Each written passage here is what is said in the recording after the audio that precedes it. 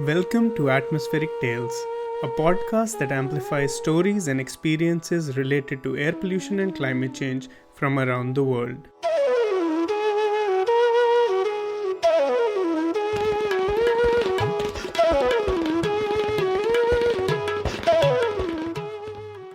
I'm your host Shazad Ghani. Welcome to another episode of Atmospheric Tales.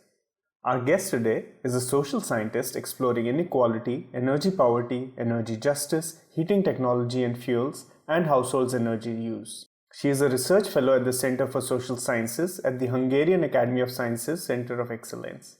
She holds a PhD in Environmental Sciences and Policy from the Central European University and a master's degree in European Studies from Europa College Hamburg, University of Hamburg. I'm excited to welcome our guest, Dr. Anna Stoyolowska. Our interviewer today is Ray Kochi. She is a planner and program director at Chandra Mardana, where she examines air quality from an urban neighborhood planning perspective to build safe and healthy spaces for children and their caregivers. She has a background in urban planning, politics, human rights, and management. Welcome to the show, Anna and Ray. Thank you, Shazad, for introducing us. And hello, Anna. It's a pleasure to have you here. Thank you, Ray. Thank you, Shahzad, for this opportunity. We could say that energy is part of almost everyday activity in our lives. So we need energy to survive, whether it's for cooking, heating, taking a shower, powering our electronic equipment that is part of our life almost inseparably. So in this way, energy poverty is a broad issue that covers a wide spectrum of our lives. Could you give us some insights maybe to understand energy poverty and how is it embedded in our existing system? Thank you. Exactly. Energy poverty is indeed a multidimensional phenomenon, and it is embedded in the current socio-political system. One of the most used definitions nowadays is that state of energy poverty is usually the unit-defined household. It is when the household cannot satisfy its energy needs at home, which means it either lives in a cold home or is unable to pay the energy bills. And the main drivers from the literature that are causing energy poverty are low incomes, low energy efficiency, and high energy prices. However, energy poverty is also a result of existing institutional and technological lock-ins. For example, it is widely spread in countries that have weak social welfare system, monopolistic and privatized energy supply, or, for example, lack of developed gas or heating infrastructure. And in this whole story, energy-poor households are also seen as unknowledgeable about energy use, and this is definitely not true. And the way they cope with their material deprivation and the way they cope with energy poverty is also not acknowledged in potential policies and solutions. It is assumed that energy poverty can be fixed technologically, for example, through installing LED light bulbs, but their lived experience is much more complex. And exactly as you said, the current system tends to take away the agency of the vulnerable and propose some kind of a top-up technological solutions, which is actually a problem because it is human problem and deeply interdisciplinary, which needs to take an inspection of a much broader set of policies and disciplines. You kind of touched a bit on which regions in the world are most vulnerable, let's say, and a few of the particularities of the socioeconomic context that makes them vulnerable in the sense of energy poverty. But maybe we could turn a bit to energy justice. So this is a new concept that has emerged in research recently. I'm in urban planning, and I can say that I've been listening about this concept of energy justice and poverty just lately. Can you maybe share the differences of energy justice and energy poverty on what are your thoughts about energy justice and again, which regions are maybe more vulnerable in energy justice? Thank you. Energy justice is not really new, but it's new in the sense of that is still work in progress concept, so that there's attempts, including myself, of researchers to make it more applicable. And it starts more from environmental justice. So the roots are in kind of a Schlossberg view of environmental justice. And one of the most common understanding of energy justice is that it is a place where everyone has access to safe, modern, clean energy, and the burdens are shared between everyone. And there are three elements of it: distributive, recognition, and procedural justice. And distributive is about the spatial aspect, with very visible geographical variation. Recognition is about who is suffering from injustice, and it's more about the socio-demographic profile of the citizens. And procedural energy justice is about the policies and processes. And actually, when you asked about what is different than energy poverty, energy poverty is a form of energy injustice. So energy justice as a concept is much broader. And I tried in my work to apply, or at least to improve the application of energy justice to energy poverty. And especially in the regard to procedural energy justice, I tried to define it that it is how formal institutions treat citizens in regard to their access to energy and how citizens are empowered or disempowered by that relationship. And as you mentioned, yes, there's definitely geographical and socioeconomic variance of energy justice. For example, if we take Europe, we have more and less vulnerable regions to energy poverty. And this is because of the difference in so-called poverty of infrastructure, for example, lack of infrastructure and lack of adequate built environment and housing. And also because of a difference in how material deprivation is spread between different countries in Europe. Also, how are energy systems built? Are they more competitive, or there is a more monopolistic structure? And of course, even difference whether we talk about post-socialistic countries or old democracies. And also, there is definitely this correlation between vulnerable spaces and location of vulnerable population. For example, low income or minorities live in suburban parts of the cities or in rural areas. But it's not just that it's about geography. Well, it is about geography, but it's also about the policies and the processes who kind of cement all of these existing geographies in a way that is it also in all countries that we talked about with all these different spatial variations? Are citizens treated fairly in their attempt to have warm home and using modern technology and fuels? Do they get support from the state? Or if they protest on the streets against high increasing energy prices, are they heard and understood? And also, even where do energy protests happen? We could see that it happened in Bulgaria, and even a few years back, it managed to kind of turn the government. So in that sense, let's talk about heating, which is one of the things that is a result or like a singularity that defines some of these countries that you mentioned. Maybe we could discuss energy needs, like in the context of heating. What are the consequences of, in the long term, not having these needs met? We can talk about it in terms of perpetuation of poverty, poor health conditions in the longer term, or environmental degradation. Indeed, so heating is not just a very simple energy service. It touches upon many other relevant ones, as you mentioned. And also, it's not just about the heating as a service, but also what kind of source and technology will be used. And exposure, for example, to cold indoor temperature can have negative health impacts, but also exposure to polluting fuels, such as fuel wood, can lead to indoor pollution and will have additional health implications. And also the size of the dwelling that's being heated can have effects also on the mental well-being and even privacy. So imagine that it's not exception that it happens, a 6-person household spends all their days for 3 months in one heated room. It's a reality for households in Western Balkans, if I may boldly generalize. And in my research, I've noticed that there is also a tension between being able to pay the energy bills and stay warm. So in some cases, in the presence of children, the need to have a warm home would prevail. But in other cases, the fear of not being able to pay the energy bills and get disconnected as a result of not paying would prevail. So it has a mental toll on the householders. And heating is also one of the central needs in the households in winter on the account of other basic needs, such as food, which means that households give, in order to have a warm home, they would ration food or they would maybe get cheaper food. So they would really explore this flexible food market. And for households in deprivation, anything else other than the basic needs, for example, things like vacation or going to the cinema is a luxury. And which means that this energy deprivation or living on the minimum leads to other types of deprivation, such as cultural deprivation and even socialization.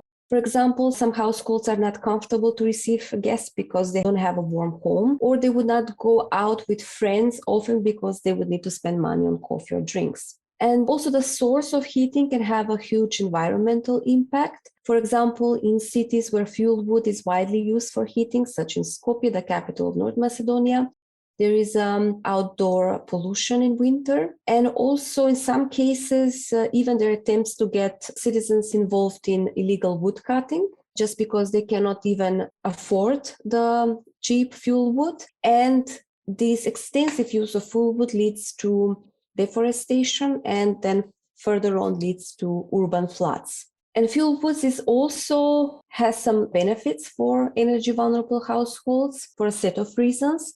It is a fuel that households have control over, gives them control over the time and intensity of heating, which is contrasted to some type of district heating in post-socialistic country contexts, also in Hungary, for example, in North Macedonia, where users do not have full control over the heating. And as a result of that, they don't have a full control over their district heating bill. And with fuel wood, that's not the case. And it also can be a safe haven in times of high electricity prices, such as now. And then it can be used to replace or to reduce electricity costs and replace even other energy services, such as hot water or cooking. Thank you for expanding on this. Actually, I wanted to further go on and talk about Western Balkans in the case of North Macedonia, which is your country. But then we can also talk about Albania, which is actually where I'm from.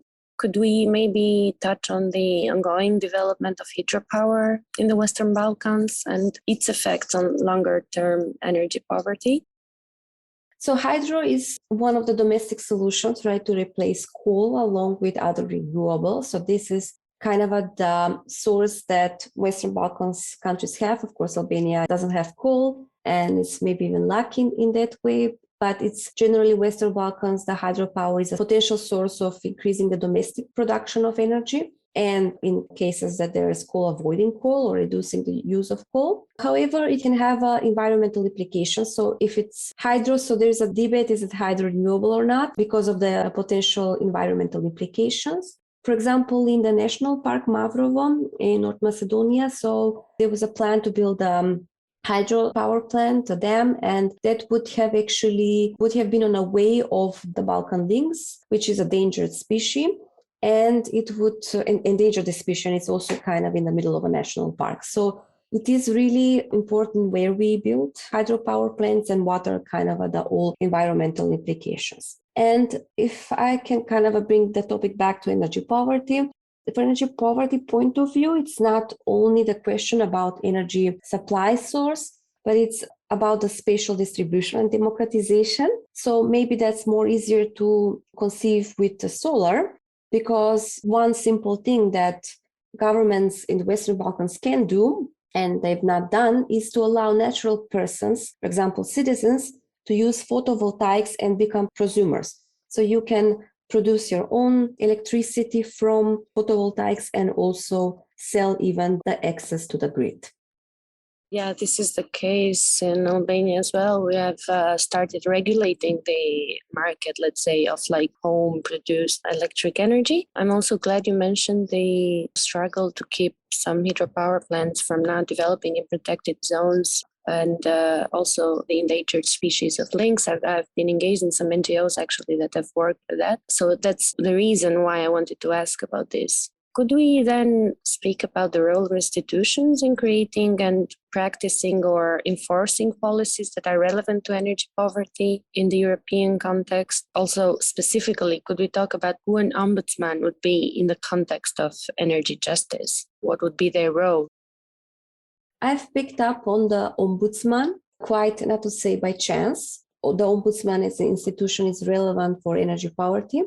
I was actually also involved in some research for kind of a point of view of an NGO in which we are always interested in writing what kind of are the good governance qualities of institutions. And actually, I realized that the Macedonian Ombudsman has a very good, very rich annual reports in which they really have a very good grasp of all issues. And it's not only kind of a typical human rights issues, but it's also social rights. It's very extensive. And I really found as surprisingly as a very good source of how the ombudsman can understand energy poverty or energy justice. And by that also making the questions how as a role institutions can have something to do or to help or to expose energy injustices. The Macedonian Ombudsman really does this very boldly, very explicitly. And it has mentioned many times that monopolies misuse their position and when they disconnect citizens from energy services without even considering their material status, and there is no retribution for citizens. If the monopolies breach citizens' consumer rights, even human rights, there is no retribution. There was interesting examples of having whole regions being remotely disconnected from electricity, and not all of the citizens disconnected were actually non-payers. So they did like this remote, bigger region disconnection because if they went to the region and they disconnect one by one, they were afraid of being attacked. And this is really explicitly mentioned in the annual reports. So they disconnected as a result of that also citizens who pay their energy bills. And there has been no retribution for the citizens that even pay their bills. But also the Ombudsman really questions that, hey, look, these people that you are disconnecting now and they cannot pay their energy bills, it's not because they forgot, it's not because they do not want to, it's because they really can't. So you just have to take into consideration their social and human dimension. And it's kind of a bringing this aspect into the energy systems discussions and more broadly about what kind of institutions there are and can do something about energy poverty policies. So it's also like the social welfare system. If it's weak, it can really not help or it can keep citizens in material deprivation. Also monopolies who breach not only consumer and human rights too. So they are doing this and we kind of accepted that this is the system that we have built up and we try not to think how this system actually co-creates energy poverty. Thank you for expanding on that. I think you also have touched upon some of the energy efficiency measures that we can take to mitigating energy poverty, especially in the scale of households, because low energy efficiency in housing is like one of the main factors that lead to energy poverty, as you mentioned. Are there some counterpoints that we could mention in addressing energy poverty issues? So I have mixed feelings about energy efficiency solving energy poverty. So I have to say this has been like the mainstream solution many years now. And even now it's not too dominant, but it has been definitely several years ago that energy poverty is a problem that can be technologically fixed. So definitely investing in energy efficiency or making sure that dwellings are of good quality and that you do not need that much energy to heat. Of course, it's the logic of it. However, there is this not known problem that energy poor households underspend energy. So they're really even using less than some kind of an average citizen would use. And this actually makes quite a problem. For example, when I was doing my field work, and actually this topic came from 3 stakeholders about the city of Kichevo when there was the idea to make a district heating that would be on biomass, if I remember correctly. So district heating system that would connect first the schools, so the public local institutions, and then to offer it to the citizens. And the engineers that were involved with this were from abroad, and they actually needed, of course, all the data, all the energy uses, the cost and everything. And even for the schools and even for the citizens, they thought there was some kind of a mistakes in the calculations because the numbers were so low and the people were spending so little energy, like heating one room or heating nuts 24/7 during winter, that they actually could not make the model work. That totally the idea was not profitable. but talking about what are different other approaches to solving or at least alleviating energy poverty or preventing is definitely inclusion of local actors, for example, municipalities, to have this kind of approach. So if we said this example that I've mentioned that was totally financial fail, but if you, in this cost benefit analysis, you do not just bring the efficiency or the financial aspect, you bring aspects of equity, for example, that with this maybe you would increase the quality of life of citizens, and then you would maybe take X citizens out of energy poverty and so on, and also maybe reduce health impacts, so on, then I think the math would be quite different. And of course, it's always a question when if it's a private company, maybe they cannot take the cost, but then here the municipalities or other social institutions could or should be able to take this kind of investment. And it's also about not leaving citizens alone, like in a sense that, okay, you do your own thing, or you renovate or not renovate, that's your own thing, but involve them and offer some kind of a solution. For example, they would be project to reimburse the whole building, and this is how much the municipality participates, this is how much the citizens can participate, these are the costs. So just kind of offer some kind of a more systematic approach. And it's also about the good governance of the system, definitely. So do we have a strong, maybe energy-focused only ombudsman? Do we have a strong welfare system? Are institutions transparent? So is there maybe ways of more greater decentralization of energy supply and even more energy democracy? And of course, even kind of a more energy citizenship, which I love this word, is really about that citizens are so complex. They're not just payers of energy bills, they're not just consumers, but they're also people with different agencies, and they should be considered as such in the whole search of finding solution for energy poverty. Thank you so much for sharing all this insight. I wanted to ask, how can we make sure that we have a just energy transition to like new systems? And thank you for explaining that. I would also like to mention that there is like a similar scheme in Tirana where the municipality is paying for half of building the new energy sufficient facade for public buildings, and the citizens have to like pay for half. And of course, there is an issue of possibilities there, like not all of the families can pay, and then the other families in the building find themselves having some conflicts within this. But it's also a good initiative, I would say. Maybe then we can go on and talk more about the scientific aspect of your research and your personal journey. So you use a mix of qualitative and quantitative methods in your work, and of course research on the experience of energy poor. Could you tell us more about the limitations? You seen only quantitative analysis that sometimes forget the human aspect? I know you spoke a lot of the human component of this, especially in the context of Eastern Europe and Western Balkans that we spoke about, but also what could be the importance and role of social sciences in addressing these major challenges, like universal access to clean energy? Like, what's the role of data, let's say, in solving this? Exactly. So when you mentioned the need of data, we definitely need of data, and there's different type of data, right? Quantitative, we can also take up from statistics, but this qualitative data is usually done by interviewing households, and that's, I have to say, can be quite hard thing or also time consuming. So I believe that definitely by doing this hard part, or actually talking to households affected by energy poverty, really enriched my understanding of their issues. And it's very interesting that you start talking to them and you kind of think, oh, I'm talking about the heating, how you use the energy sources in your home. And you think it's like a quite objective topic you talk about, but then you end up listening to their life stories. It's like very private, even going into their private life. And I actually have to say, up to a year after I finished the interviews, I was quite overwhelmed. And I just didn't know how to process that and put it into science or to put it on paper in my chapters. I believe that the mix of methods is always good. It improves the validity of findings. And with the quantitative, with the regression analysis they pointed out to which are the variables which predict more energy poverty. But then with the interviews, I was able to understand more the context and the questions, how and why. And I believe that it all end up to much richer experience and lots of findings that were quite interesting for my thesis.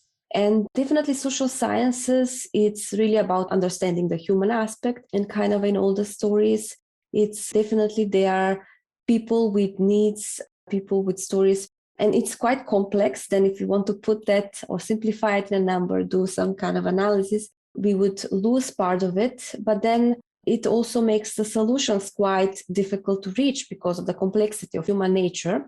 But I don't think it's impossible. I think it's just way of rethinking. So the example that I've made. So if we do really this cost-benefit analysis, if we only take the numbers, the profitability, financial profitability, then we really have not tried to rethink our society, and we've not allowed everyone to strive. But if we think that, look, we would somehow calculate or quantify the health implications or quality of life that we would give to citizens, then I think the math would be quite different. So it's not impossible. And it's really also about what I've understood, especially to the qualitative analysis or the qualitative type of data, was all these kind of a power relations. And I believe that power relations between the individual versus the state. And I think this was something maybe a bit more typical for socialistic countries, and that we have this balanced power relations. So we have all the burden that is put on the individual, who are harshly punished for, if you don't pay one energy bill, you're disconnected. While companies and governments don't do anything, they don't pay any fuels, that there is no retribution from their side. And there is even criminality of energy poverty. So there was recently a law that was passed a few years back in North Macedonia about stealing, criminalization of energy. So if you steal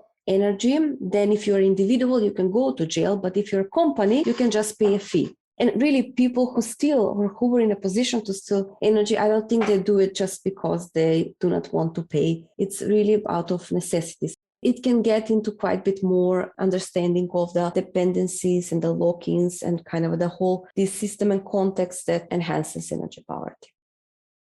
Thank you, Anna, for sharing such important insight. And actually, it's really something that affects people's daily lives. And also, I agree, it's such a complex situation. And the human factor needs to be, of course, taken into consideration when studying these things and suggesting policies to solve them. Maybe we have some time left to discuss about the difference between rural and urban communities.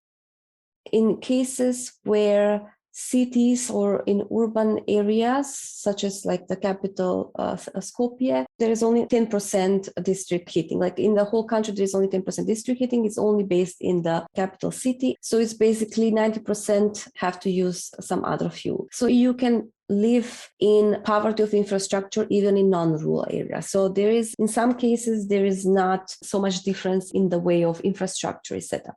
Generally, in rural areas, life is cheaper. And basically, citizens, maybe if they don't have so much of income in cash, let's say, they have maybe their own local production of food, or kind of they work on the field in agriculture. So their needs are kind of satisfied for food, maybe locally. And there's not big expenditures as maybe need to go to university and so on. And also in rural areas, usually more vulnerable or at least more low income households are living, but just mentioned that maybe it's low income on paper, or at least the amount of income they receive, but not necessarily in their deprivation. They might have local food and involved in agriculture and be well off. But definitely the city's life is more expensive, and also citizens there are more exposed to air pollution. It's kind of the consequence of energy poverty, and they're more exposed to air pollution, which also has some share of that outcome due to this very intensive air pollution. One ongoing research that me and my colleagues are working on, we have shown that even by 2050, the heating degree days would, in absolute terms, they would stay higher in rural areas. So the need to heat would be higher in rural areas than urban areas, which then in the long term can make these rural areas more vulnerable. But it's really different from country to country, region to region. There's some, for example, countries that social housing is available not only in urban, but also in rural areas. And this can also mitigate the energy poverty issue. So there is not a clear cut, and both regions have their own pros and cons, but I would assume rural communities are more kind of exposed and detached, at least to maybe some potential systematic solutions to solving energy poverty. Thank you so much, Anna, for your knowledge and insights, but also I'm very thankful because this is a valuable insight on the work of an urban planner as well. With this, I would like to thank Shahzad for having us here. Thank you, Ray, for the great interview, for the exciting questions. Thank you, Shahzad, for inviting me and for the opportunity to talk about my research and my findings on your podcast. With that, I would like to thank our guest, Dr. Anna Stoyalovska, and our interviewer, Ray Kochi, for joining us on this episode of Atmospheric Tales. Thanks to all our listeners for tuning in. Make sure to subscribe and share.